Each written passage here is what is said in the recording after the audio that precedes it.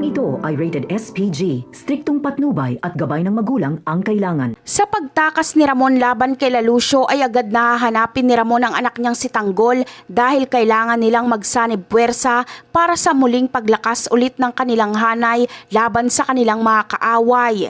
Batid ni Ramon na hindi basta-basta ang paglaban nila sa mga gerero dahil hawak nito ang mga kapulisan kaya kahit saan sila magpunta ay siguradong kaya silang ipatapos na mga ito. Bagamat nangihina pa si Ramon dahil sa mga tinamo niyang sugat at tama ng bala sa katawan ay hindi niya na ito alintana basta ang priority nila ngayon ay makapagpalakas agad ng puwersa para gantihan ang mga gerero. Hindi na mag-aaksaya pa ng oras sila Tanggol at Ramon at agad na nilang pagpaplanuhan ang pagsugod sa mga gerero para pagbayarin ito sa ginawa sa kanilang pamilya. Sa ngayon ay hindi na muna iintindihin ni Ramon ang malaking nawala sa kanilang pera at negosyo.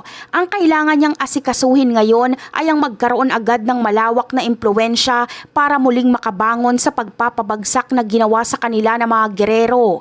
Bagamat sa ngayon ay hindi pa alam nila Ramon kung paano mag-uumpisa ulit, ngunit sisikapin muli niyang mabuo ang kanilang pamilya at maitaguyod ang negosyo nila. Sa kabilang banda naman, labis namang ikakabad trip ni Roberto kapag malaman niya mula kay Lucio na natakasan na naman sila ni Ramon. Dito nakakabahan si Roberto dahil alam niyang dahil sa ginawa niyang pagpapahuli sa mga Montenegro ay siguradong sabik sa bawi itong sila Ramon.